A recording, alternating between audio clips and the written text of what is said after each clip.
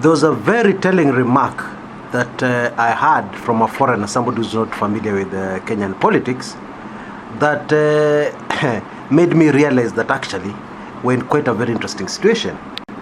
Somebody asked me, like for the third time, those people making abusive remarks and the guy talking from the side of his mouth rudely, that's the opposition, right? Of course, this is somebody who knows zero about Kenya history, zero about Kenya politics, zero generally about Kenya, so we would call them a neutral judge. And this guy was telling me like this, like for the third time, I was almost getting annoyed when it just struck me.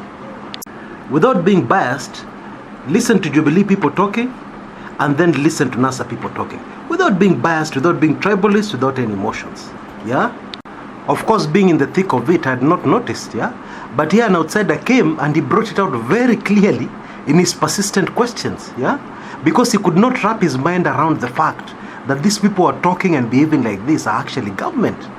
And the people who are level-headed, talking a lot of sense, measured talk, are actually the opposition. He just couldn't wrap his mind around that. And that's why he kept on asking again and again. These guys who are talking rudely and from the side of their mouth, those are the opposition, right? And I realized something else. This disease also spreads into radio talk shows, TV talk shows. It's even in the newspapers, written in clear black and white, People from the Jubilee side saying things which just don't make sense. Now, let me just give you the perfect example of what I'm talking about, Because, you can just say, oh, Kumekucha, you're a NASA guy, you're a NASA sycophant, you always favor NASA, But remember how I started this particular recording, With a quote, somebody from outside, They're observing, what they're observing is happening in the country, okay? Okay, let me just give you this example. Now, this is a report, a so-called analysis in a national newspaper, in Kenya, And the whole idea here is that the writer is trying to analyze the political situation, okay? Let me just read. Being soft on Raila. There is, however, exasperation in certain circles within Jubilee, feeling that Uhuru is not firm enough against his arch nemesis. They think he's not taking the current political situation seriously enough to do something drastic about it. There are many clips on social media showing how Jomo Kenyatta effectively contained Oginga Odinga just about this time in 1969, including banning the KPU and also detaining all of its MPs. Each of them was released at different times every time, with Wasonga Sinjeyo coming out last in 1978, having spent nearly a decade behind bars. But times have changed. We got a new constitution that gave sweeping freedoms to whoever will use them. There seems to be little or no way of controlling anyone these days. What? Controlling? Gosh, what do they mean by controlling? No, think about it. What do they really mean by controlling? They say the constitution has given people sweeping freedoms.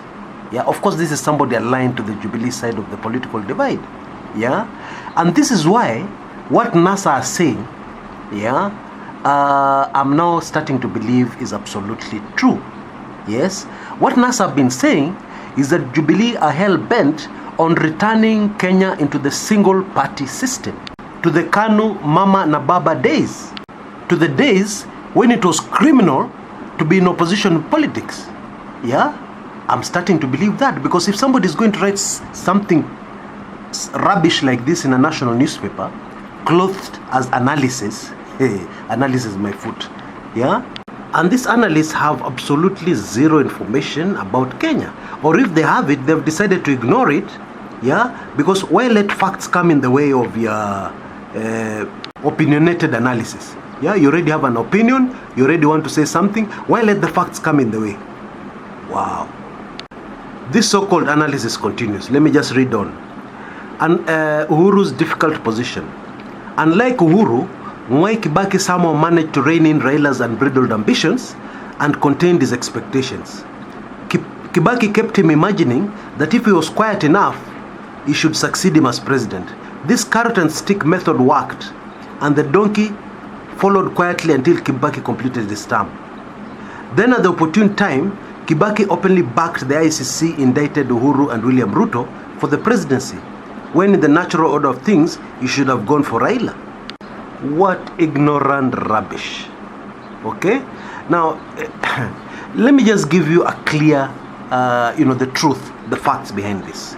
Okay?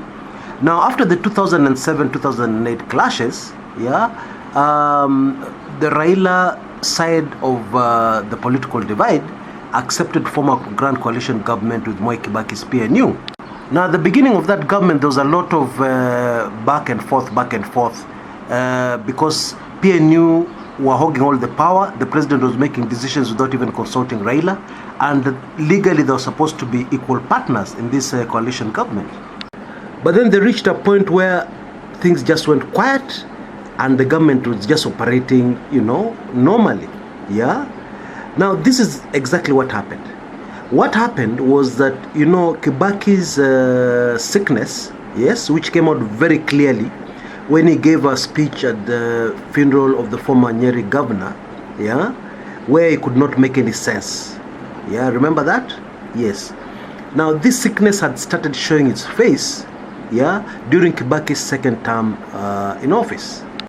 And Raila Odinga made a decision not to take advantage of a sick man. Therefore, ODM stood down. They just stood down and relaxed and waited for Moi Kibaki to finish his term. Okay?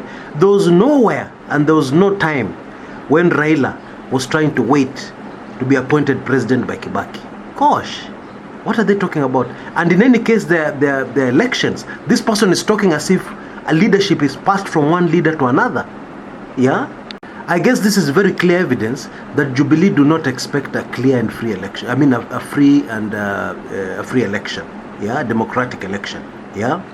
They know that once a leader finishes his term, he appoints somebody else, and then the so-called election is just rubber stamp. Okay, it is rigged, it is fiddled with, and so on and so forth. I think this should be clear evidence of that, because how else does this analysis make sense? That Raila, cowed to Kibaki, gosh. At Kibaki kept Raila imagining that if he was quiet enough, he would succeed Kibaki as president. Carrot and stick. How? Kibaki had no power in appointing his successor. Did he? Now, of course, the other fact here is that Kibaki favored, he didn't have the power to appoint, but he favored Musalia Mudavadi as his successor.